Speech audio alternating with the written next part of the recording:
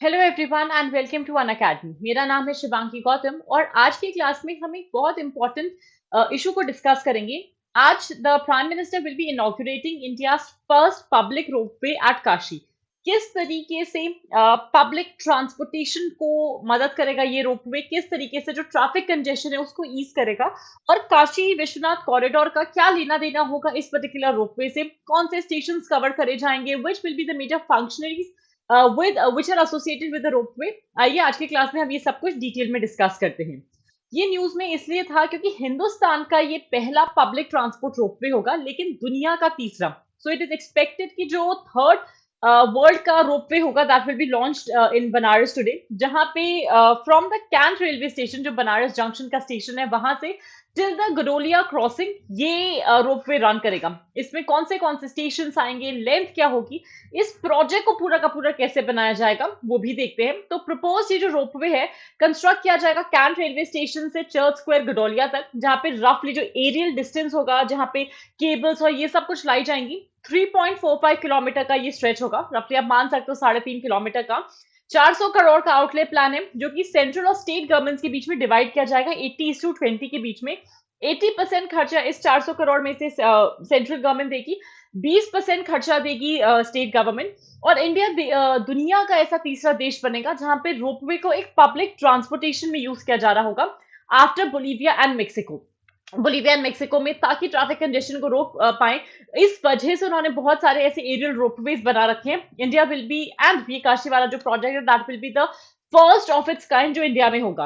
अगर इस प्रोजेक्ट की बात करें, शुरुआत होगी इसकी बनारस कैंट स्टेशन से, जहां पे 5 स्टेशन को ये कवर किया जाएगा। कैंट रेलवे स्टेशन को मिलाते हुए काशी, विद्यापीठ, रथ यात्रा, चर्च और गुडोलिया, ये 5 स्टेशन होंगे, जहां पे 3.8 किलोमीटर की इस रोपवे में 16 मिनट लगेंगे पूरा का पूरा डिस्टेंस कवर करने में। 150 ट्रॉली कार्स को रन करवाया जाएगा 50 मीटर की हाइट पे, और हर ट्रॉली कार एक एक single particular point of time पे 10 पैसेंजर्स को लेके जाएगी, जो कि 2-2 मिनट पर अवेलेबल होगी। तो अगर आप फ्रीक्वेंसी की बात करो, रफली 3000 की फ्रीक्वेंसी होगी पैसेंजर्स की, अगर हम बात कर रहे हैं पर मिनट के हिसाब से। And on the basis of that rather, अगर हम पूरे प्रोजेक्ट में देखें तो एक तरफ से एक बार में 3000 लोगों को कैरी करा जाएगा। Now the major reason why they got with this project was because ये सबसे कंजस्टेड एरियाज में से आता है, across Kashi, across Banaras. And वो दूसरा चीज इस पे ध्यान देना चाहते हैं कि हम किस तरीके से ensuring that we can move towards the smarter city। जो हम अर्बन सेंटर्स की बात करते हैं, स्मार्ट सिटी मिशन की बात करते हैं,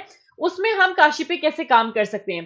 काशी विश्वनाथ कॉरिडोर के बनने से जिस तरीके से काशी में टूरिज्म का एक कहते हैं एकदम बढ़ावा हुआ है, जिस तरीके से ग्रोथ आई है, उसको बेटर तरीके से टैप इन कैसे कर सकते हैं। बट ये जो प्रोजेक्ट है सिर्फ और सिर्फ टूरिस्ट के लिए नहीं है, this is even for the common man. अब ये देखने को पता लगेगा over a period of time, once the project is completed, कि भाई कितना इसका टिकट प्राइस रखेंगे, कैसे कैसे चीजों पे वर्क करेंगे। रफली बोला जा रहा है कि from the day of the foundation stone it will take around 18 months for the completion of this project।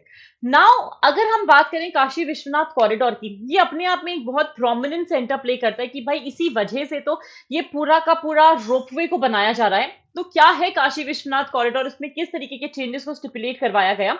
एक मैसिव मेकओवर दिया जा रहा था पहली बार 1780 एडी में, जो मराठा क्वीन थी अहिल्याबाई होलकर इंदौर की, उन्होंने रेनोवेट करवाया था काशी विश्वनाथ के एरिया को, काशी विश्वनाथ मंदिर और उसके आसपास का जो एरिया है। उसके बाद मैसिव मेकओवर दिया गया था, जहां पे मार्च 2019 में ये प्रोजेक्ट शुरू हुआ था। इट इज एब्सोल्युटली कंप्लीटेड, जहां पे कॉन्सेप्चुलाइज ऐसे तरीके से करवाया गया था कि जो यात्री आते हैं, जो पिलग्रिम्स हैं, उनके लिए एक आसान, एक इजी एक्सेसिबल पाथवे बन जाए, जहां पे उनको कंजस्टेड स्ट्रीट्स में नहीं जाना पड़ेगा बनारस के। अगर उनको गंगा में डिप लेना है और फिर वहां से उनको वो पानी चढ़ाना है टुवर्ड्स दी टेम्पल, वो इजीली कर सकते हैं। That will not be a bigger activity और a bigger difficulty for them. Along with that वो एक चीज पे और ध्यान देना चाहते थे कि भाई कैसे 40 एंशियंट टेम्पल्स जो थे वो रीडिस्कवर किए गए थे इसी पर्टिकुलर पॉइंट ऑफ टाइम पे, इस प्रोजेक्ट के अंतराल, जहां पे इंश्योर किया गया कि हम इन सबको मेंटेन करेंगे और कोई भी ओरिजिनल स्ट्रक्चर में चेंज नहीं लाया जाएगा। काशी विश्वनाथ कॉरिडोर का सिग्निफिकेंस क्या है कि ये जो काशी विश्वनाथ मंदिर है उसको गंगा के घाटों से कनेक्ट करता है। And along with that Kashi Vishwanath is one of the most important temples which is dedicated to lord Shiva, जहां पे वेस्टर्न ब्लॉक पे गंगा की ये आता है और 12 ज्योतिर्लिंगों में से एक माना जाता है। तो it is one of the holiest of the Shiva temples, जिसको हर कोई पूछता है। जहां पे it will be boosting tourism, provide करेगा पिलग्रिम्स को, ट्रैवलर्स को with a lot of amenities, जैसे वाइडर क्लीनर रोड्स होंगे, गंदगी नहीं होगी, clean drinking water, bright street light, sanitation पे ध्यान दिया जाएगा। और उसी वजह से एक रोपवे प्रोजेक्ट आना पब्लिक ट्रांसपोर्टेशन को ईज करने के लिए अपने आप में एक बहुत बड़ा कदम है for the smarter cities, for the tourism and the economy of the city. मेरी तरफ से आज की क्लास में बस इतना ही. Stay tuned for more at Unacademy. Thank you so much. Like this video and share it as much as you can. Good day, everyone.